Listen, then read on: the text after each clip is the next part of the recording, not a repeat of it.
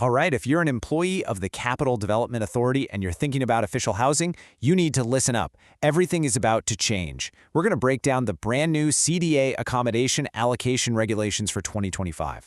Think of this as your personal guide to figuring out the new system. And let me tell you, we're not talking about a few small updates here. Nope.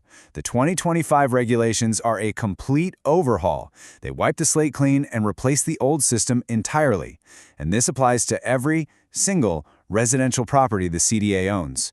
So yeah, if you're in the market for official housing, you're going to want to pay very close attention. And it doesn't matter where you are in the process. Maybe you're about to apply for the first time. Maybe you've been on a waiting list for ages. You could even be living in CDA housing right now. For all of you, understanding these new rules is absolutely crucial. Because, let's be real, whatever you thought you knew about how things work, yeah, that probably doesn't apply anymore. So, here's what we're going to cover. First up, the new rules for CDA housing. Then we'll talk about getting on the list. After that, living in CDA housing. We'll also get into the really serious stuff, violations and penalties, and finally, we'll wrap up with the final handover.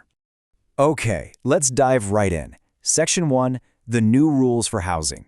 You know, the whole point of these changes is to make the allocation process more transparent and more fair for everyone. So think of these as the foundational rules that everything else is built on.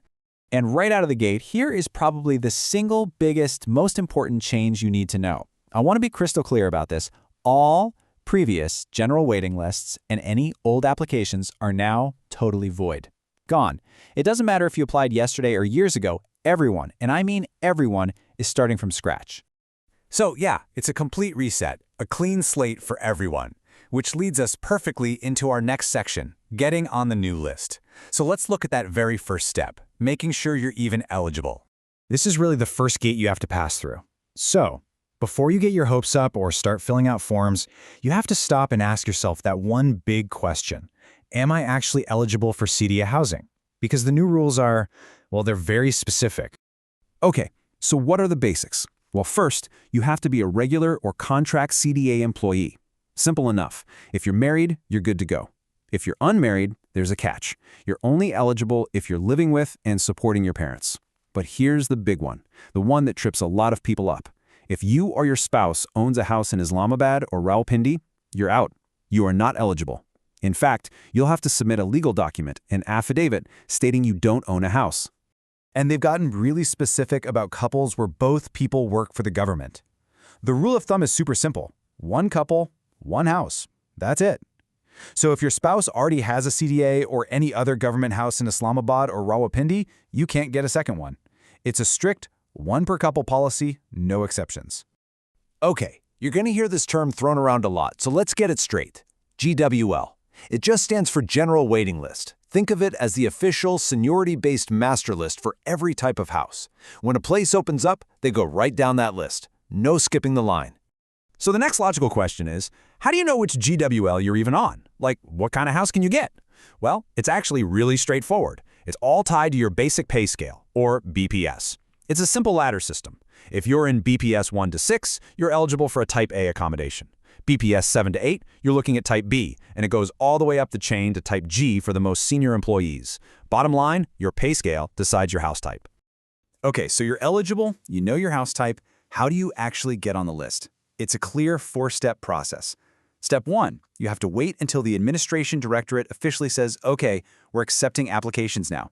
Don't jump the gun. Step 2, you fill out the specific form they provide and get it in before the deadline. Now, Step 3 is super important. Your spot on the list isn't first come, first served. It's based on your seniority, specifically the date you became eligible for that housing type. And finally, Step 4. Once it's all compiled, the new GWL will be published right on the CDA website so everyone can see it. So let's fast forward. You've done everything right, you've waited patiently, and boom, you get that allotment letter. Congratulations! But hold on, you're not done yet. Getting the keys is just the beginning. Now we're in a whole new phase, living in CDA housing. And there are a bunch of rules about occupying the house and how long you can keep it. Think of your time in CDA housing as a story with a beginning and an end, and both parts have very specific, formal steps you have to follow. When you're moving in, the clock starts ticking. You've got just 15 days to officially take possession and get an occupation report. If you drag your feet on this, you could actually lose the allotment. Then, when you're moving out, You just do everything in reverse. You hand over the keys, get a vacation report, and make sure all your bills are paid.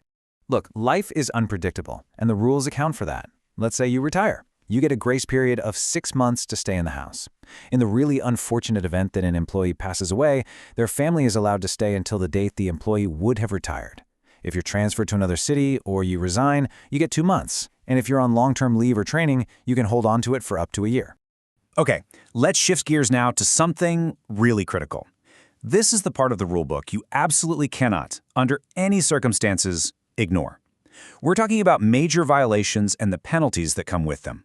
This is where things get serious. And let's start with the big one, subletting. Let me be 100% clear. Renting out your official CDL house to someone else is a huge no-no. It is strictly, totally forbidden. It's not just a minor infraction, it's a major violation, and the punishments are, well, they're designed to make you think twice. And when I say the penalties are severe, I mean it. If you're caught subletting, here's what happens. 1. Your allotment is canceled immediately. 2. You're banned from getting any other CDA housing for 5 years. 3. You get hit with a massive financial penalty. And 4. You'll face formal disciplinary action for misconduct. Honestly, it's just not worth it. All right, another major violation you need to be aware of is possessing more than one house. That means having more than one CDA or other government accommodation at the same time. The logic here is simple, right? It's about making sure the limited number of houses are distributed fairly. And if you thought the penalty for subletting was tough, this one is even tougher. If they find out you have more than one official house, you lose them all, and you are disqualified from any future allotment for, wait for it, 10 years. A full decade. That's a long, long time. Okay, we're heading into the home stretch. Let's finish up by talking about that final handover. We'll go over the official way to vacate a property one last time, and then pull together all the key takeaways from these new regulations. You really want to make sure you leave on the right foot to avoid any headaches down the road. So there's a checklist you've got to follow. First, you formally hand over possession to the right entry office. Second, you get that detailed vacation report. Third, you show them proof that all your utility bills are paid up. Fourth, you pay for any damages. And once all that is done, and only then, you'll get your final no objection certificate, or NOC. So if you remember nothing else, remember these 5 things. 1. The 2025 rules are the only rules now. 2. Everybody has to reapply. 3. Your pay scale decides what kind of house you can get. 4. Don't mess around with the rules. The penalties are huge. And 5. Always, always follow the official process for moving in and out. It'll save you a world of trouble. So there you have it. We've gone from start to finish on the entire CDA housing journey under this new 2025 system. You know, these rules are really all about making things fair, but they only work if you, the employee, know what's what. So the big question I'll leave you with is this. Now that you know the rules, are you prepared for the new process?